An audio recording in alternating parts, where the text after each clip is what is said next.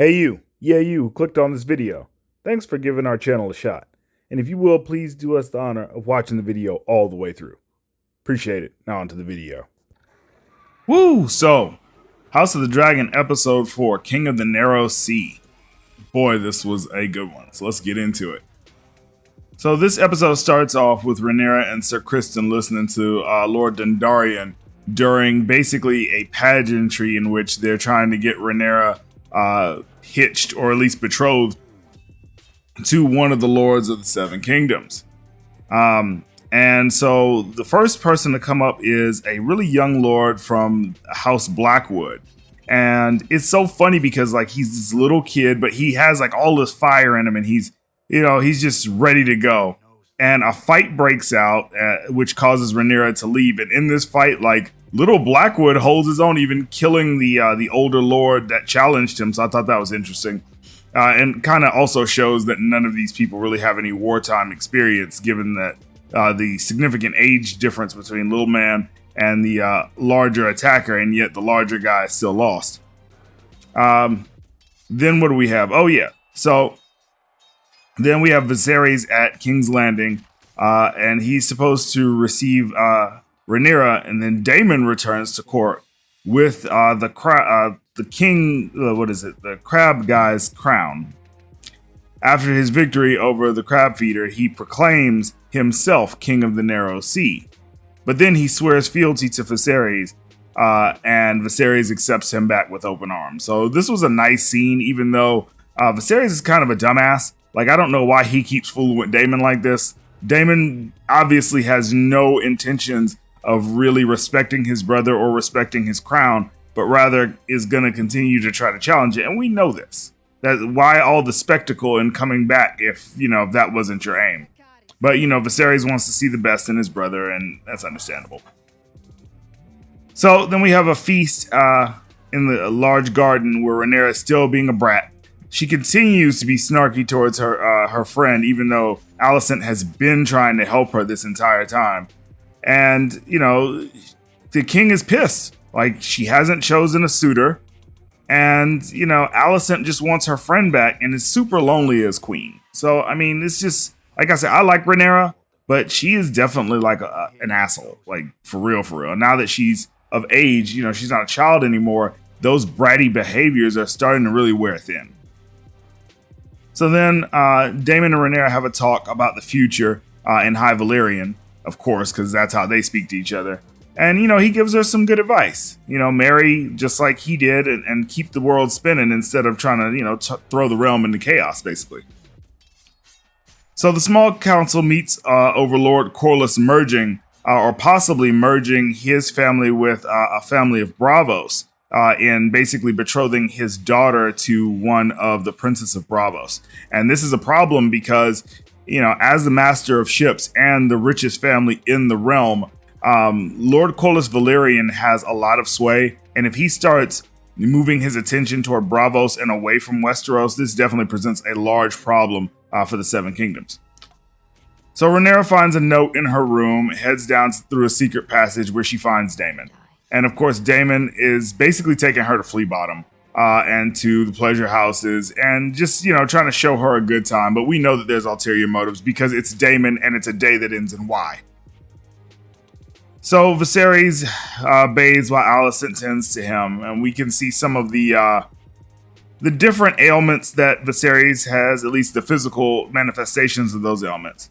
Meanwhile, Daemon and Rhaenyra watch a play about her being the heir apparent and basically the silent Cold War, if you will, among the heirs to the Iron Throne after Viserys dies.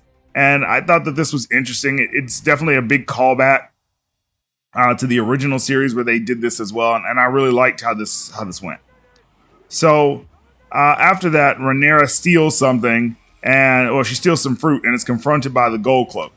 Gold Cloak is about to put the pause to her until he realizes that she is in fact who she is. So Gold Cloak's let her go. Meanwhile, Viserys is having really awkward missionary sex with Alicent that I really didn't need to see. And this is juxtaposed against Daemon and Rhaenyra basically doing what Targaryens do, which is be super inappropriate and incesty with each other, but he stops just shy of doing the deed. So I thought this was interesting because now, obviously there are people around. The white hair is a dead giveaway, so people know who they are. And, this just also lends itself to Rhaenyra being super naive about the inner workings and the politics around her. So she gets home and she's still hot and bothered because, again, this is a virgin girl. She was ready to go and got denied. So, she's looking for the next piece of strange, and who better than the better warrior, Sir Criston. Now, this is a weird situation because by all accounts, this modern day, this would be considered great because she is in a position of power over Sir Criston. So he can't really refuse her because he's basically in the weird catch-22. He can say no to Rhaenyra, right? Then, as a result of saying no, she can then make up something and have him murdered because she's a royal and he isn't. Or he can say yes to her, putting him in a good position with the queen, or at least queen to be, but also putting himself in a really precarious position if they were to be found out, which would also equal his execution. So a messenger arrives for the hand of the king and basically informs the king's hand that some really bad goings on happened at the pleasure house with Daemon and Rhaenyra, which obviously we know that didn't happen, but people are going to talk and basically tell what they saw. So Daemon is, has been drugged. I guess he stayed in the pleasure house after Rhaenyra left, and he got drugged, and his former concubine, I guess, she's a whore, so I mean, whatever. Mysaria saves him. Now, Lord Hightower then informs Viserys about the liaison between Daemon and Rhaenyra. The king refuses to believe Lord Hightower because he knows that believing him in any way, shape, form, or fashion puts the heir that he has named in jeopardy. So he can't have none of that shit. Even if he knows that in his heart that that's possible. So Sir Criston comes to see Rhaenyra, and, I guess they're both kind of feeling awkward about the whole situation. Rhaenyra goes to see Alicent, who accuses her of incest with Daemon. Rhaenyra then says, no, that's not what happened, which she's not lying. That did not happen. But the way that she is presenting events to Alicent is completely a fabrication. So then Daemon is brought before the king, who basically uses this rumor to ask for Rhaenyra's hand in marriage. And King Viserys kicks the shit out of Daemon while telling him no and is sending him back to the Vale where he can be with his own wife, which, by the way, if you haven't been paying attention, this dude has been married the entire series. We have yet to see his wife, but it doesn't even matter because this dude don't care. So Alicent persuades the king that Daemon was lying.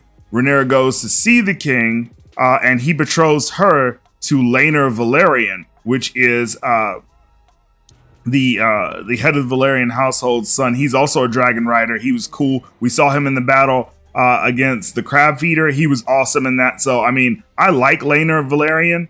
And, this will definitely help heal the wounds, but we know that's not going to last. This is based on George R.R. Martin. And, nothing good can ever happen to any of these characters. So, as a result, basically Rhaenyra says that she'll marry Laenor Velaryon if her father takes care of Lord Hightower, who is basically the most loyal hand of the king. He has served under multiple kings at this point. And, and the king is like, look, everybody has self-interest, but Rhaenyra's whole argument is that he has been basically trying to get his nephew Aegon his grandson Aegon to basically be the heir apparent in place of Rhaenyra. So Viserys recounts the death of his grandfather, strips Lord Hightower of being hand of the king, but does not execute him. And the maester comes into Rhaenyra's quarters and gives her basically some plan B tea. So you know what it is. Even though, everything is settled and squashed, there's not going to be any unsanctioned pregnancies up in here. And so she's given this, which also protects the hell out of Sir Criston. So this might not be comfortable for Rhaenyra, but this is definitely good for other parties involved. However, what has gone on with Lord Hightower will not be unanswered. This will have repercussions. So we'll see what happens on the next episode. See you on the next one, guys. Let me know what you thought of this episode. If you thought it was good, if you thought it was bad, if you thought the sex scenes were done well. Personally, I think that they were done tastefully with the exception of Alicent and Viserys. We'll see you on the next one. 8-Bit Heroes out. Peace. If you'd like to get a shout out on the channel, then hit that like button, maybe share it with a couple of friends, and do us the biggest honor of all, and subscribe to the channel so you can join the 8-Bit Heroes family. And while you're at it, hit that bell icon so you can be notified when our new videos come out.